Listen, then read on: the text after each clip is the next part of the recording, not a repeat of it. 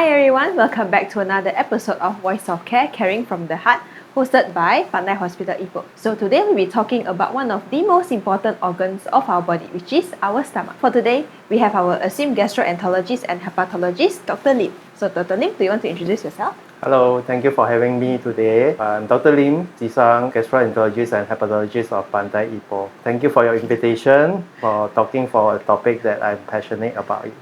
Okay. Speaking of passion, right? So what makes doctor interested in this field of medicine regarding our gut? Gut is actually a very interesting field whereby day in, day out, we always having digestive issue. I think it's very common in Malaysia having digestive issue like gastric pain, like stomach bloating, like loose stool, things like that. So I'm happy to treat all these kind of illness. So definitely a very interesting field. So moving towards our first question of the day, people say that our stomach is the second brain of our body. So what exactly does it mean? Does it mean our brain influence our stomach, or our stomach influence our brain? This is a very fantastic question, and a lot of people talk about this gut-brain axis. I think this is your question. Basically, our gut actually is a second brain of our body, having a lot of neural connection, connecting to the spinal cord, which is a highway to your brain. Your gut actually secretes a lot of hormone, which include the happy hormone serotonin, which help to regulate your emotion. At the same time, whenever you have stress, your brain actually can affect your stomach,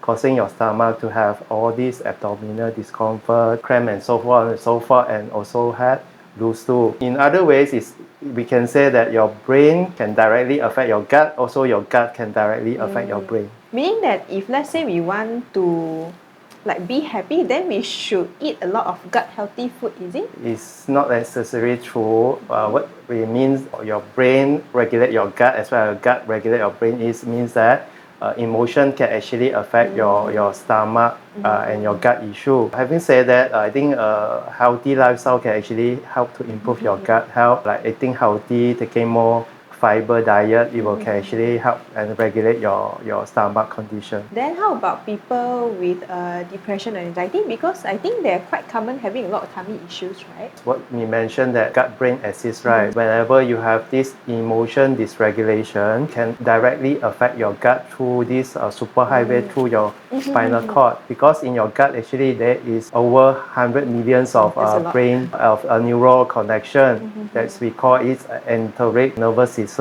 So whenever you have this emotion problem, the hormonal changes can actually affect your gut. As I mentioned just now, that our gut actually produces a happy hormone that we call a serotonin. Whenever this regulation of this serotonin production can actually affect your mood as well. I think I can understand is that, so if we eat healthily and then having a healthy lifestyle, then our gut is also healthy and overall body also happy and healthy. Yeah, correct. Yeah, right. Moving forward to the second question, doctor. Many Malaysians have sensitive stomach, right? So if we go to eat street food outside, then suddenly we come home with stomachache. So how to tell the difference between our stomach is actually just a normal bloating and having actual stomach issue? Bloatedness after a large festival meal is very common, just a very transient, and it actually come off just once a while. Let's say it's continue to be persisted, couple of weeks, accompanied with any change of bowel movement, like you having loose stool, or persistent having heartburn, that is a sign that you need to take it seriously, especially in a condition where you have significant loss of weight, or whereby you also have family history of colorectal cancer, stomach cancer. I think this is something that you need to aware of this reflex. Furthermore, if whenever you take certain food and it can trigger you to have a severe pain, this is a thing that you actually need to be concerned of. A lot of patients just think about just having a sensitive stomach or just take an antacid and hope it will get better. With all this modern medicine at this moment, patients shouldn't suffer anymore. If they have problems like this, I think it's recommended that to seek treatment with their doctors immediately. Then speaking of tummy issues, then what about food like spicy food or even milk? Or basically coffee. So how do they affect our gut? Do they really cause a lot of stomach issues? There's a myth that if you have you take spicy food then you have severe pain, then the spicy food actually can cause a gastric ulcer. This is actually not true lah. Let's say you have underlying gastric issue, you have underlying gastric ulcer. So whenever you take this spicy food, It will irritate your stomach lining and cause you to have the pain. But this is not that the spicy food causing you to have gastric ulcer. So it's the underlying issues. Yeah. Most of the time that when you have this gastric pain is due to bacteria that we call Helicobacter pylori infection that cause you to have gastric ulcer, or actually when you take certain medicine like a regular painkiller, it can cause you to have gastric ulcer. Furthermore, talk about coffee is just an irritant and can cause you to have a heartburn or reflux issue. If you are having problem taking it, just take moderate amount or just try to minimize it. Let's say you're having a large volume of a late night supper, it actually can cause you to have bloatiness. It's actually recommend you to take less fatty or oily food during your supper. It will cause you to have severe acid reflux symptom. Basically, just to reduce foods that can causes the underlying symptoms to suddenly appear to take in moderation basically. Right. So doctor, I think a lot of Malaysians suffer a lot from acid reflux and also gastric reflux, right? What exactly is the cause of it and how do we tackle it? Acid reflux is actually due to heartburn. It's actually a medical condition whereby your acid from your stomach going up to your esophagus, causing you to have a heartburn. Things that can exacerbate this condition is due to fatty food, or you take a very large meal, or when you take this food and then you go to lie down, cause the acid to going up to your food pipe, which is called esophagus. When you have this problem, it's recommended for you take less fatty food and also take less spicy food. So if your symptom is persistent, it's actually recommended you to go for early endoscope examination like OGDS, whereby we can actually check the severity of the acid reflux and also to prescribe appropriate medication to help you to relieve the symptom as well as promote healing. So I think early detection is better for this case, right? Yeah, correct. Moving forward, let's talk about colon cancer. I think there are more and more people are having colon cancer now. What are the early signs as well? How do we prevent ourselves or tackle this colon cancer? The colon cancer tend to happen in a much younger population compared to last time. This is probably due to the westernized diet that we are taking at this moment. If you have sign of unintentional weight loss, you have sign of abdominal pain, or have difficulty passing motion, constipation, or you need to strain whenever you pass motion.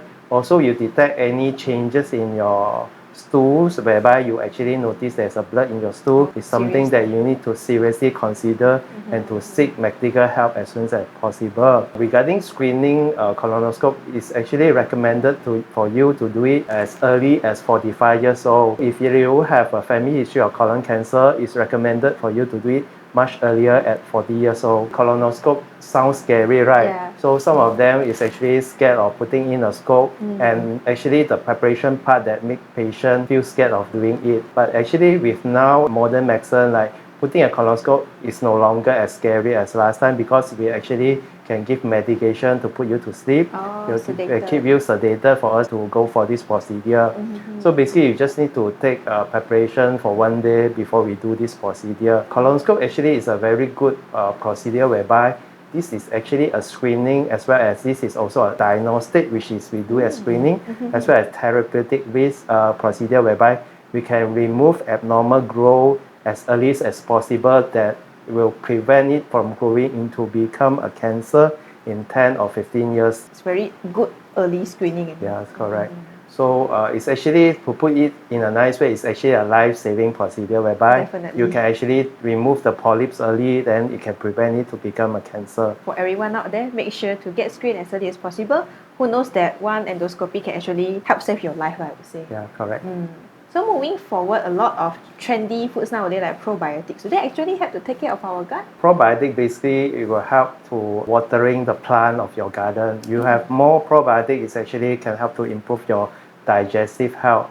So basically probiotic normally work after you're taking a course of antibiotic, or you have certain condition that we call it irritable bowel syndrome. It can actually help to regulate your gut microbiota and actually improve your gut health. This is a very good probiotic that we should actually consider taking it to improve your gut health. Then how about the foods containing probiotics like yogurt? Are they beneficial as well? It's actually beneficial of taking plants, yogurt, things like that. Because plants also we can call it a prebiotic, because they can help you to improve the flora and also give you a good bacteria in your gut and help you to to improve your health of your gut.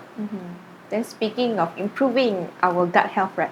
What's your favorite advice that you wish to give to the viewers on how to take care of their overall gut? I recommended everyone to actually take more fiber because fiber is free and it can actually help to promote your gut health by improve of your good bacteria in your gut, help to reduce absorption of cholesterol, promote your gut motility that help you to prevent constipation. By taking more fiber actually can help you to reduce the risk getting colon cancer as well.